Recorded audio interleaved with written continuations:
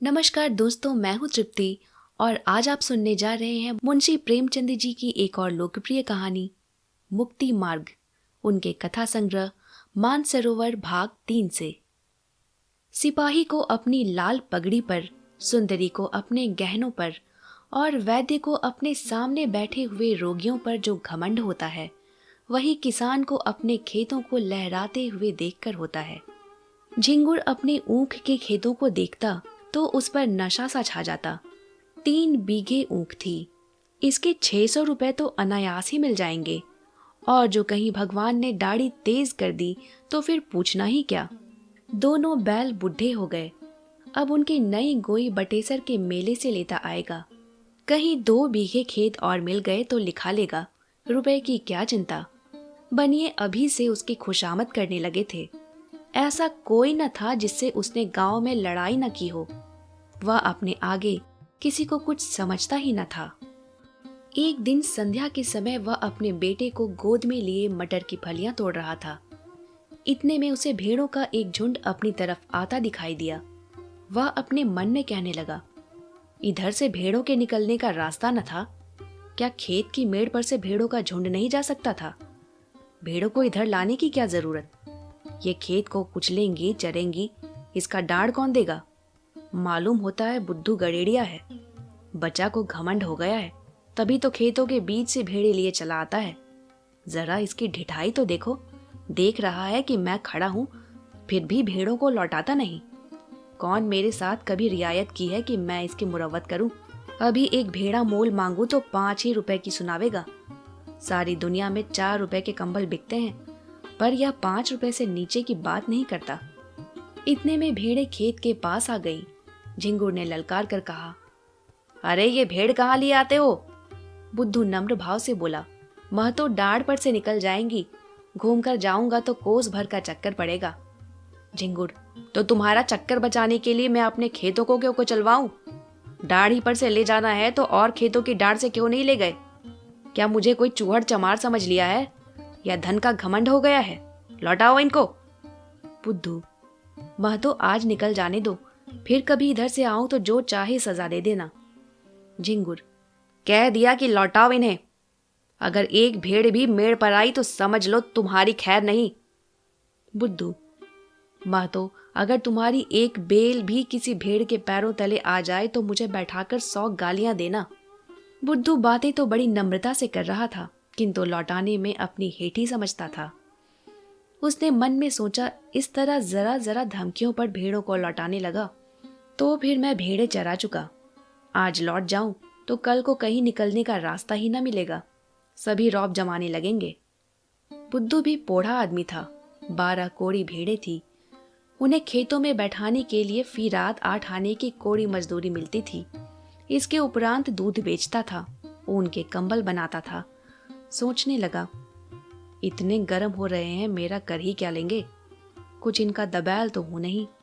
भेड़ों ने जो हरी हरी पत्तियां देखी तो अधीर हो गई, खेतों में घुस पड़ी। बुद्धू इन्हें डंडों से मार मार कर खेतों के किनारे हटाता था और वे इधर उधर से निकलकर खेतों में जा पड़ती थी। झिंगुर ने आग होकर कहा, तुम मुझसे हेकड़ी जिताने चले हो? तुम्हारी सारी हेकड़ी निकाल दूंगा। बुद्धू, तुम्हें देखकर चौंकती हैं, तुम हट जाओ तो मैं सबको निकाल ले जाऊं।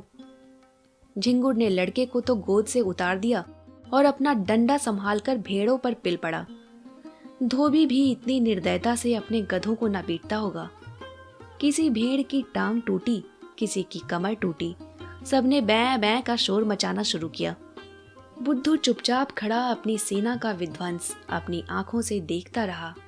वह न भेड़ों को हाँकता, न झिंगुर से कुछ कहता, बस खड़ा तमाशा देखता रहा। 2 मिनट में झिंगुर ने इस सेना को अपने अमानुषिक पराक्रम से मार भगाया।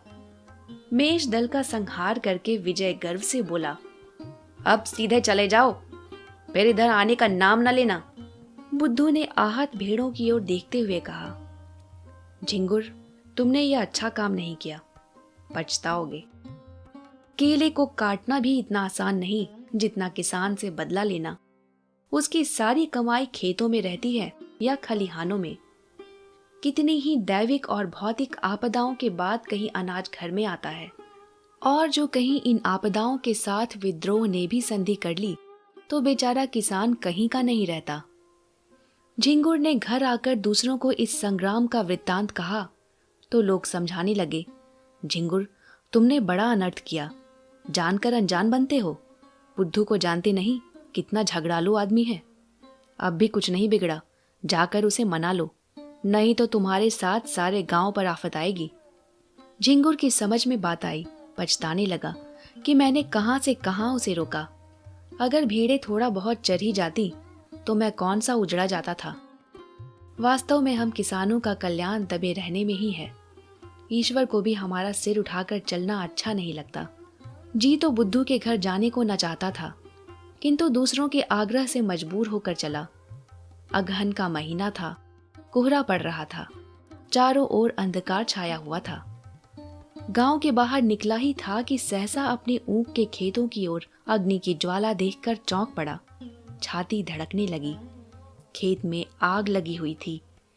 बेतहाशा दौड़ा, मनाता जाता था कि मेरे खेत में न हो, पर ज्यों-ज्यों समीप पहुंचता था यह आशामय भ्रम शांत होता जाता था। वह अनर्थ हो ही गया जिसके निवारण के लिए वह घर से चला था। हत्यारे ने आग लगा ही दी और मेरे पीछे सारे गांव को चौपट किया। उसे ऐसा जान पड़ता था कि वह खेत आज बहुत समीप आ गया है, मानो बीच के प्रति खेतों का अस्तित्व ही नहीं रहा। अंत में जब वह खेत पर पहुंचा तो आग प्रचंड रूप धारण कर चुकी थी। झिंगुर ने हाय हाय मचाना शुरू किया। गांव के लोग दौड़ पड़े और खेतों से अरहर के पौधे उखाड़कर आग को पीटने लगे। अग्नि मानव संग्राम का भीषण दृश्य उपस्थित हो गया। एक पहर तक हाहाकार मचा रहा। कभी एक प्रबल होता था, कभी दूसरा। अग्नि पक्ष के योद्धा मर मर कर जी उठते थे और द्विगुण शक्ति से रक्तोन्मत्त होकर शस्त्रग प्रहार करने लगते थे। मानव पक्ष में जिस योद्धा की कीर्ति सबसे उज्जवल थी वह बुद्धू था। बुद्धू कमर तक धोती चढ़ाए प्राण हथेली पर लिए अग्नि राशि में कूद पड़ता था और शत्रुओं को परास्त करके बाल बाल बचकर निकल आता था। अंत में मानव दल की विजय हुई, किंतु ऐसी विजय जिस पर हार भी हंसती। गांव भर की ऊख जलकर भस्म हो गई और ऊख के साथ सारी अभिलाषाएं भी भस्म हो गई। आग किसने लगाई यह खुला हुआ भेद था, पर किसी को कहने का साहस न था। कोई सबूत नहीं। प्रमाणहीन तर्क का मूल्य ही क्या। झिंगुर को घर से निकलना मुश्किल हो गया। जिधर जाता ताने सुनने पड़ते। लोग प्रत्यक्ष कहते थे, यह आग तुमने लगवाई, तुम्ही ने हमारा सर्वनाश किया, तुम्ही मारे घमंड के धरती पर पैर न रखते थे। आपके आप गए, अपने साथ गांव भर को डुबो दिया। बुद्धू को ना छेड़ते तो आज क्यों यह दिन देखना पड़ता। झिंगुर को अपनी बर्बादी का इतना दुख न था जितना इन जली कटी बातों का। दिन भर घर में बैठा रहता। पूस का महीना आया, जहां सारी रात कोल्हू चला करते थे। गुड़ की सुगंध उड़ती रहती थी, भट्टियां जलती रहती थी और लोग भट्टियों के सामने बैठे हुक्का पिया करते थे। वहां सन्नाटा छाया हुआ था।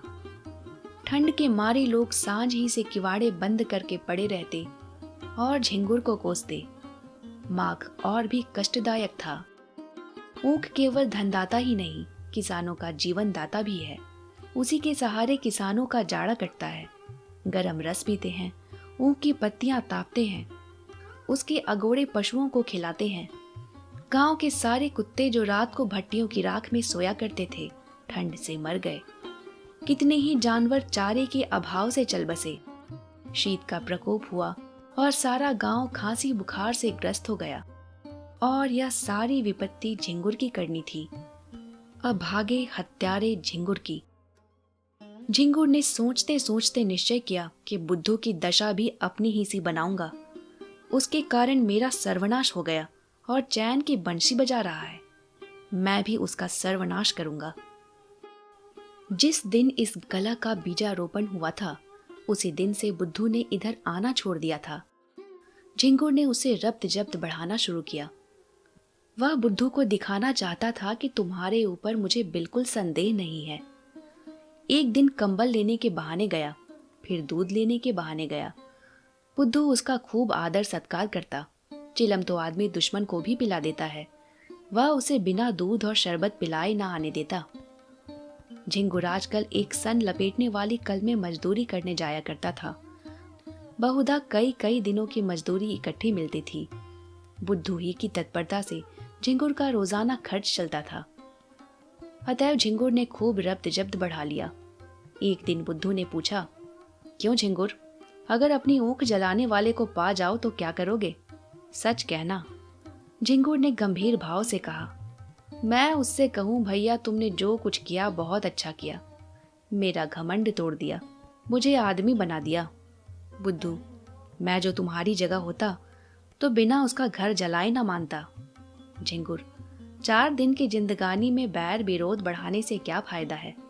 मैं तो बर्बाद हुआ ही, अब उसे बर्बाद करके क्या पाऊंगा? बुद्धू, बस यही आदमी का धर्म है। पर भाई क्रोध के बस में होकर बुद्धि उल्टी हो जाती है। फागुन का महीना था। किसान ऊख बोने के लिए खेतों को तैयार कर रहे थे। बुद्धू का बाजार गर्म था। भेड़ों की लूट मची हुई थी। 2-4 आदमी नित्य द्वार पर खड़े खुशामदी किया करते। बुद्धू किसी से सीधे मुंह बात तक न करता। भेड़ रखने की फीस दूनी कर दी थी। अगर कोई ऐतराज करता तो बेलाग कहता, तो भैया भेड़े तुम्हारे गले तो नहीं लगाता हूँ, जी ना चाहे मत रखो, लेकिन मैंने जो कह दिया है उससे एक कौड़ी भी कम नहीं हो सकती। गरज थी। लोग इस रुखाई पर भी उसे घेरे रहते थे, मानो पंडे किसी यात्री के पीछे हों। लक्ष्मी का आकार तो बहुत बड़ा नहीं, और वह भी समयानुसार छोटा बड़ा होता रहता है। यहाँ तक कि कभी वह अपना विराट आकार समेटकर उसे कागज के चंद अक्षरों में छिपा लेती है। कभी कभी मनुष्य की जिह्वा पर जा बैठती है। आकार का लोप हो जाता है, किंतु उनके रहने को बहुत स्थान की जरूरत होती है। वह आई और घर बढ़ने लगा। छोटे घर में उनसे नहीं रहा जाता। बुद्धू का घर भी बढ़ने लगा। द्वार पर बरामदा डाला गया। 2 की जगह 6 कोठरियां बनाई गई। यूं कहिए कि मकान नए सिरे से बनने लगा। किसी किसान से लकड़ी मांगी, किसी से खपरों को आवा लगाने के लिए उपले, किसी से बांस और किसी से सरकंडे। दीवार की उठवाई देनी पड़ी, वह भी नगद नहीं, भेड़ों के बच्चों के रूप में। लक्ष्मी का यह प्रताप है। सारा काम बेगार में हो गया। मुफ्त में अच्छा खासा घर तैयार हो गया। गृह प्रवेश की तैयारियां होने लगी। इधर झिंगुर कहीं दिन भर मजदूरी करता तो कहीं आधा पेट अन्न मिलता। बुद्धू के घर कंचन बरस रहा था। झिंगुर जलता था तो क्या बुरा करता था। यह अन्याय किससे सहा जाएगा। एक दिन वह टहलता हुआ चमारों के टोलों की तरफ चला गया। हरिहर को पुकारा। हरिहर ने आकर राम राम की और चिलम भरी।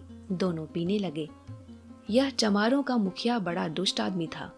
सब किसान इससे थर थर कांपते थे। झिंगुर ने चिलम पीते पीते कहा, आजकल फाग वाग नहीं होता क्या?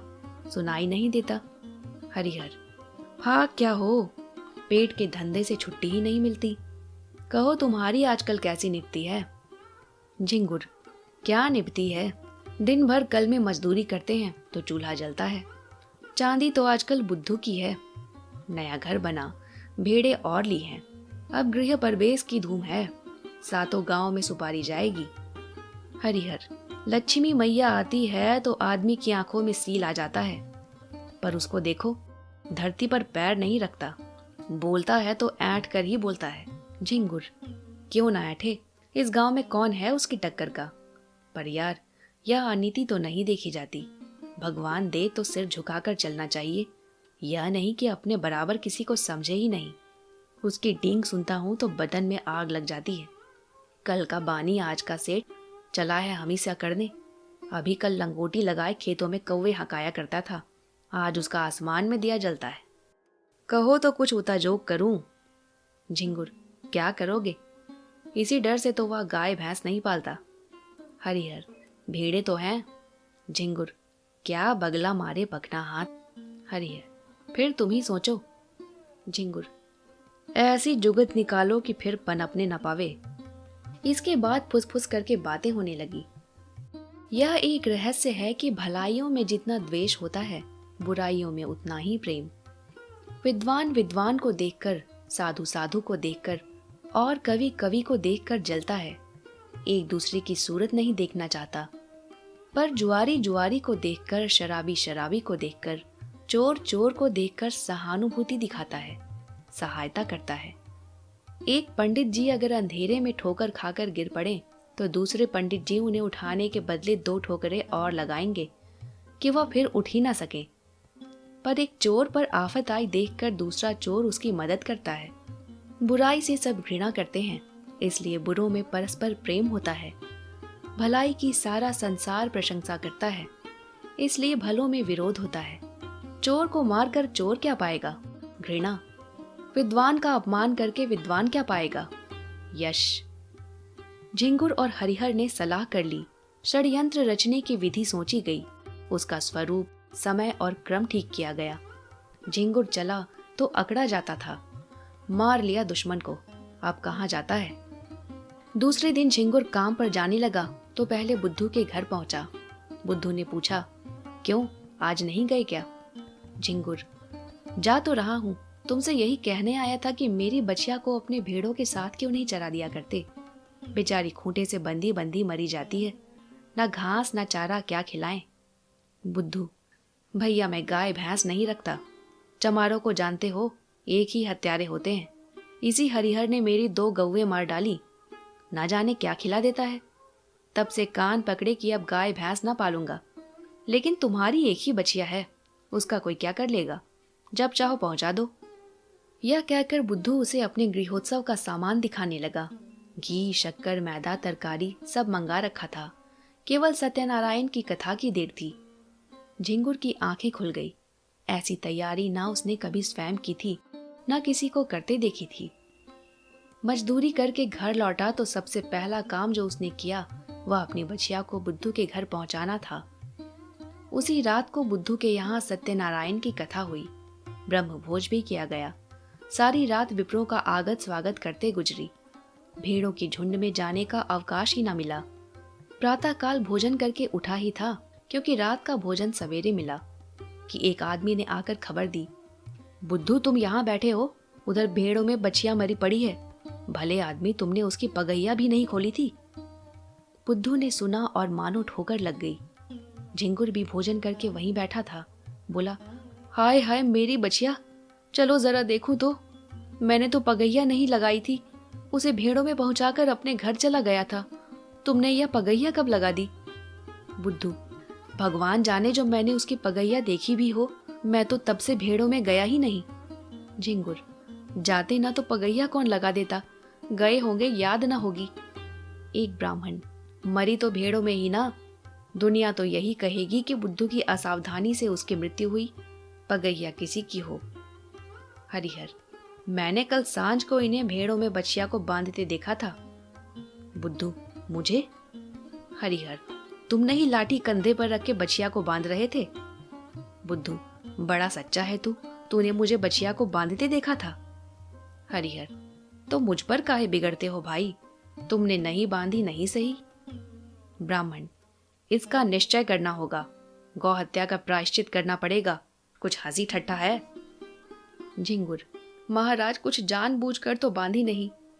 ब्राह्मण, इससे क्या होता है, हत्या इसी तरह लगती है, कोई गऊ को मारने नहीं जाता। झिंगुर, हाँ, गऊओं को खोलना बांधना है तो जोखिम का काम। ब्राह्मण, शास्त्रों में इसे महापाप कहा है, गऊ की हत्या ब्राह्मण की हत्या से कम नहीं। झिंगुर, हाँ, फिर गऊ तो ठहरी ही, इसी से तो इनका मान होता है, जो माता सो गऊ। लेकिन महाराज चूक हो गई, कुछ ऐसा कीजिए कि थोड़े में बेचारा निपट जाए। बुद्धू खड़ा सुन रहा था कि अनायास मेरे सिर हत्या मढ़ी जा रही है। झिंगुर की कूटनीति भी समझ रहा था। मैं लाख कहूं मैंने बछिया नहीं बांधी, मानेगा कौन? लोग यही कहेंगे कि प्रायश्चित से बचने के लिए ऐसा कह रहा है। ब्राह्मण देवता का भी उसका प्रायश्चित कराने में कल्याण होता था। भला ऐसे अवसर पर कब चूकने वाले थे?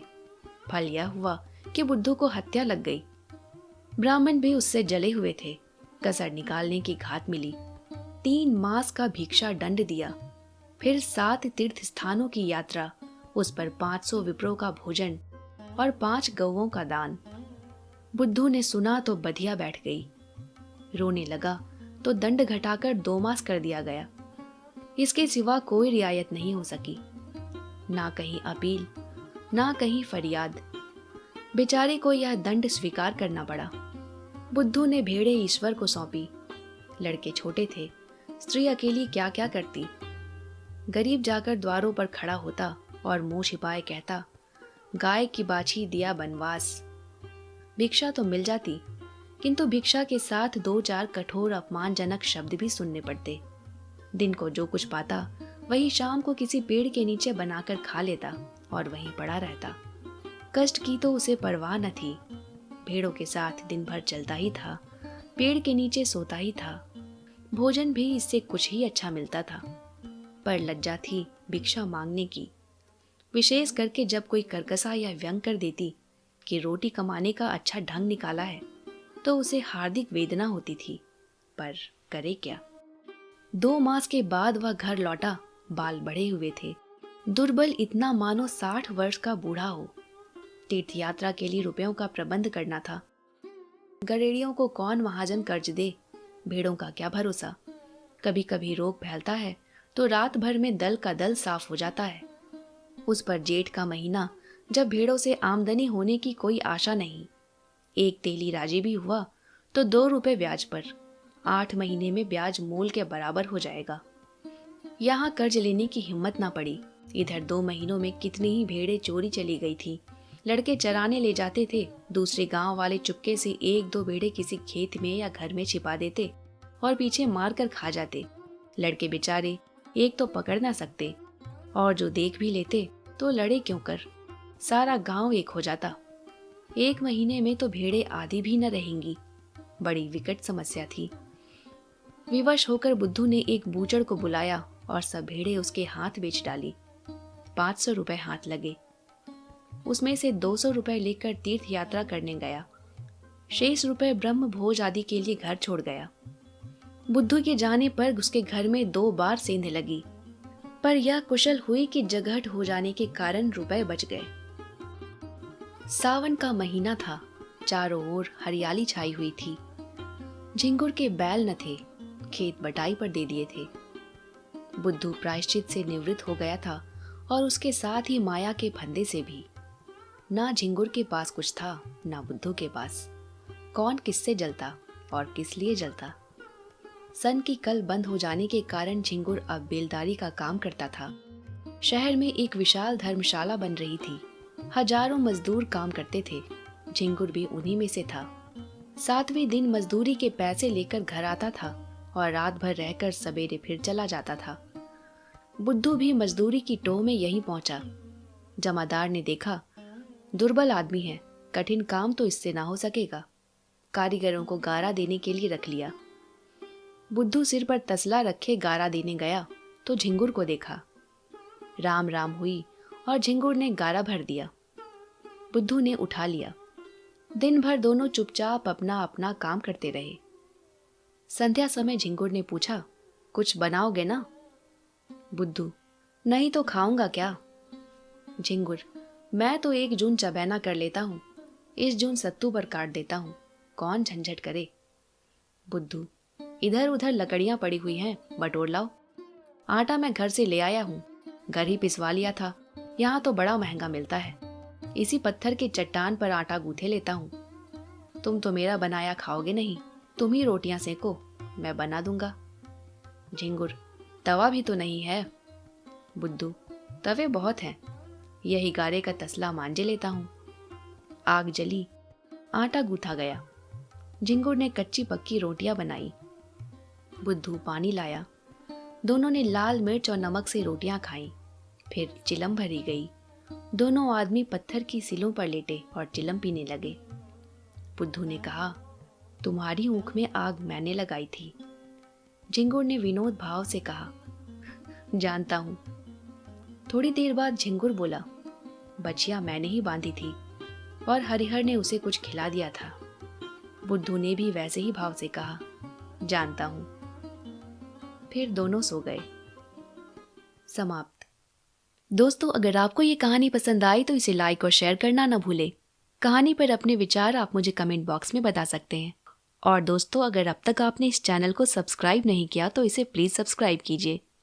मिलते हैं अगले वीडियो में एक और अनमोल कहानी के साथ।